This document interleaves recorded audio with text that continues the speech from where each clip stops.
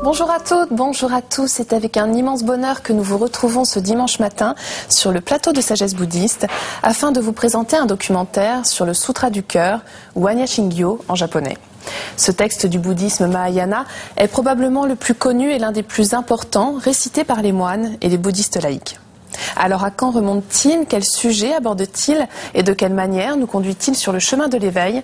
C'est ce que je vous propose de découvrir dès à présent.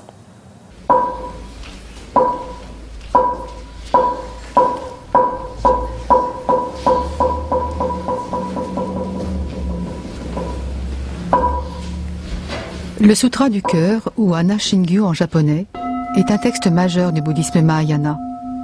Il est récité depuis des siècles, en Inde, en Chine, en Corée, au Tibet, au Vietnam, au Japon. C'est pour le bouddhisme zen qu'il est le plus important et psalmodié quotidiennement.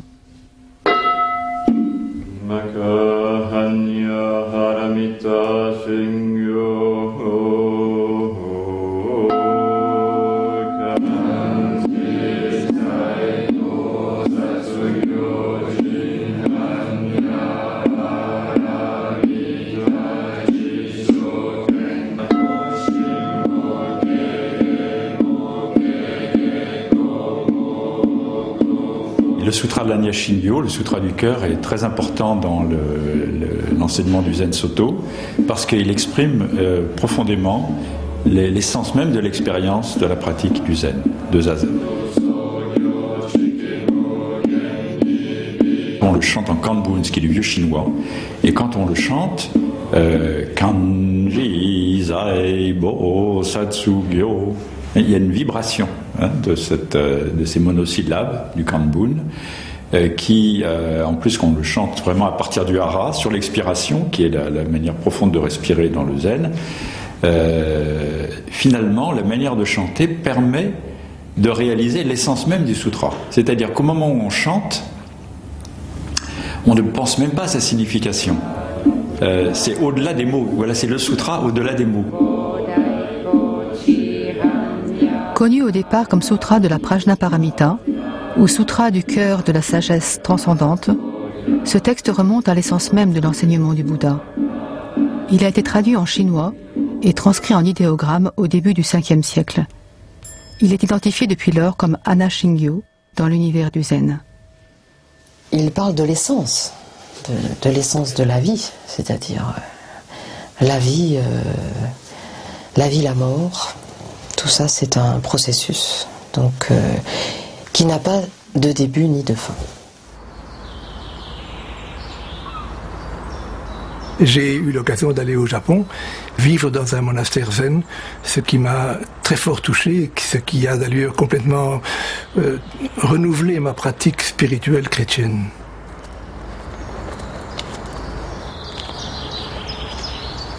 C'est un texte étrangement négatif, je ne sais pas, sous les 176 caractères, je crois qu'il y en a une quarantaine qui disent pas, non, rien.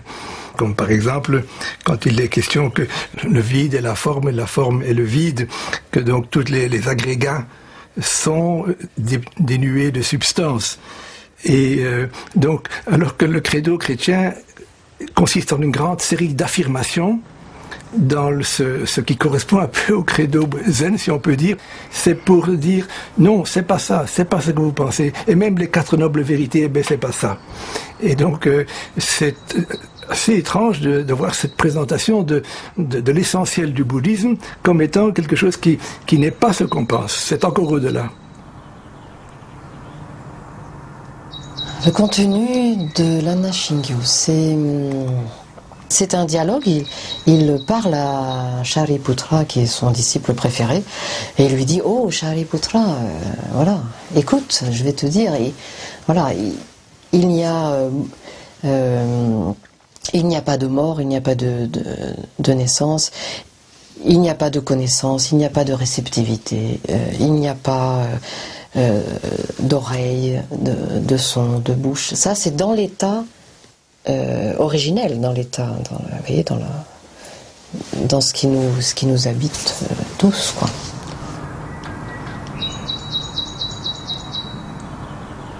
On peut dire que dans ce sutra, c'est un peu comme une montagne. On part de l'enseignement du Bodhisattva de la compassion, Avalokitesvara, qui est Kannon, le Bodhisattva de la compassion, donc, qui enseigne à Shariputra, qui est le disciple du Bouddha qui était le plus versé dans la sagesse, dans la compréhension, et il lui enseigne la véritable compréhension de la vacuité, un total lâcher-prise de tout désir d'obtenir quoi que ce soit, y compris même l'éveil, la sagesse, etc. Et puis la deuxième partie, c'est la libération qui en résulte. Et tout obstacle dans l'esprit, toute cause de peur, de crainte est abandonnée, et on peut aller tous ensemble sur la rive du Satori, c'est-à-dire l'éveil. Il n'y a dans le bouddhisme, dans l'enseignement du Bouddha, aucune substance, et donc aucune entité. Il n'y a que des processus, et que de l'interdépendance. Et donc, quand on parle de vacuité, on veut dire que c'est toujours vide de quelque chose. Donc, les formes sont vides de substances fixes. Les sensations sont vides d'essence, de substances fixes. Sont impermanentes, sont interdépendantes.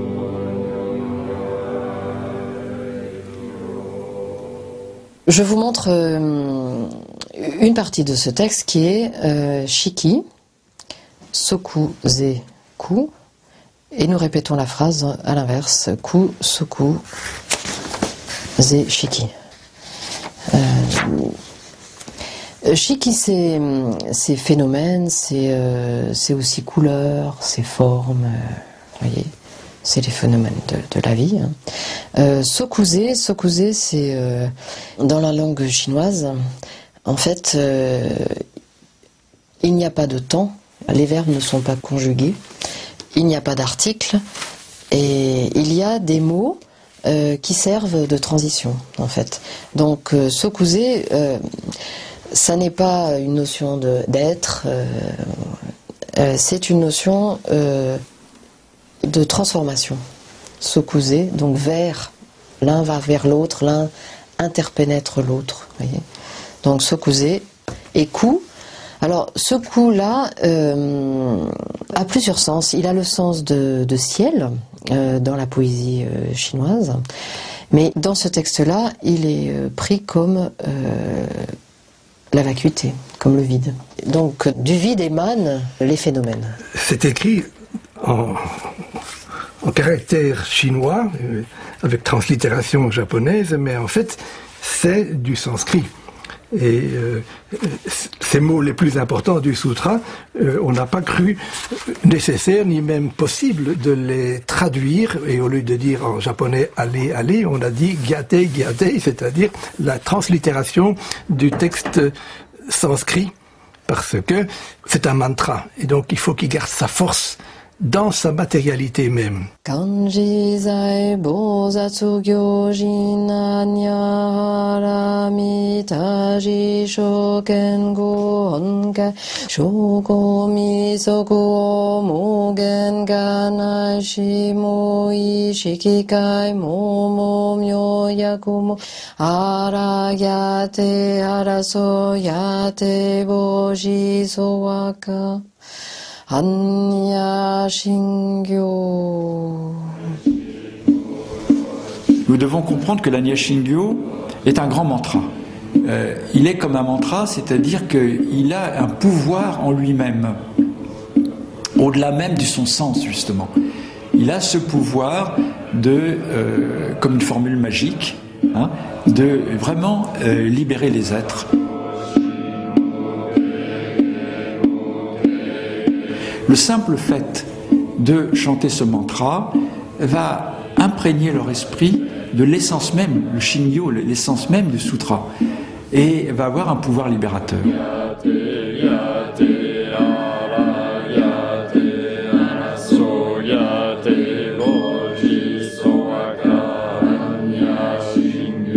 J'ai découvert là une liturgie beaucoup plus intérieure que ce qui se faisait dans la tradition chrétienne d'alors, qui était très fort vers l'extérieur, vers une parole convaincante. Là, j'ai trouvé une liturgie dans le silence et ça m'a vraiment fasciné.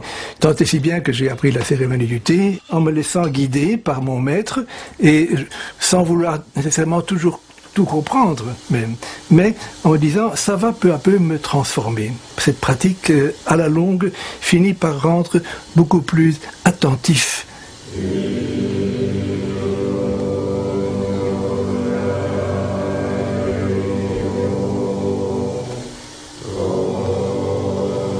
Se dépouiller de tout retour sur soi, c'est, je crois, la clé de ce zen.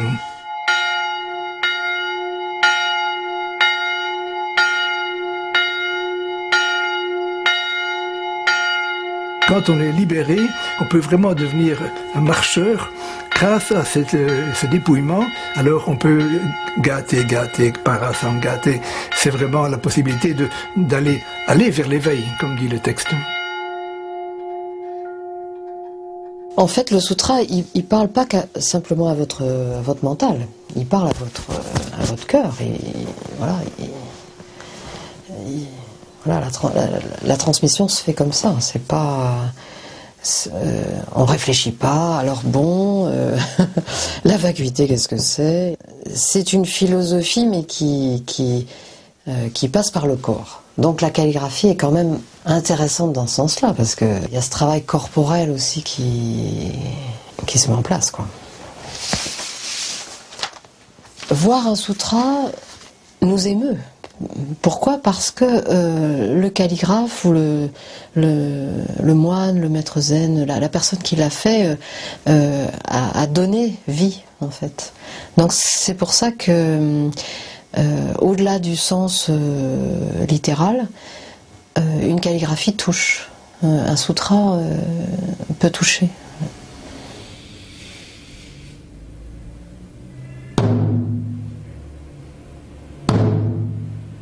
En zazen, on s'assoit, on tourne son regard vers l'intérieur et on découvre que finalement, au fond, il n'y a rien que l'on puisse saisir. Et on réalise un esprit en zazen qui ne demeure sur rien. Et à partir de cela, naît un esprit de solidarité avec tous les êtres. Parce que l'Anyashingyo, la vacuité est ce qui nous permet non seulement de dissoudre nos illusions, mais ce qui permet de s'ouvrir à la réalité de notre totale interdépendance avec tous les êtres. C'est ça que veut dire vacuité. Vacuité, c'est pas le néant. Ça veut dire qu'il n'y a rien de substantiel en moi, mais j'existe dans la totale interdépendance avec tous les êtres. Et se pénétrer de cette interdépendance, comme l'essence de ma vie, permet de développer un esprit solidaire, donc un esprit de compassion et de bienveillance à l'égard de tous les êtres. Donc allons-y, quoi. Allons-y, gâte, c'est magnifique. Allons-y tous dans cette conscience-là, dans cet au-delà qui est en nous profondément, quoi. Donc c'est un texte qui emmène notre pratique, qui emmène tous les êtres.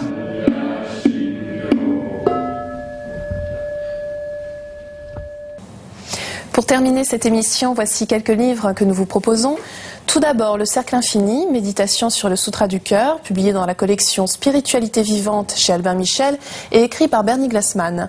À travers le commentaire de deux textes fondamentaux, le Sutra du Cœur et le Sandokai, cette grande figure du bouddhisme engagé met en lumière le lien qui unit le bouddhisme et l'action sociale. Toujours chez Albin Michel, L'hospitalité sacrée entre les religions, de Pierre-François de Béthune. À travers ses rencontres et les initiations reçues dans les échanges spirituels, ce moine bénédictin nous explique comment développer une meilleure entente et un dialogue plus cordial entre les différentes religions. Et enfin, Chant du cœur, publié aux éditions Sully.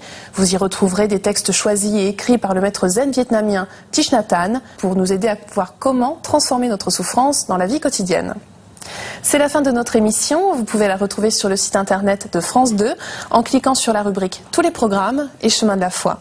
Merci à tous de votre fidélité. Je vous souhaite une très belle semaine. À dimanche prochain.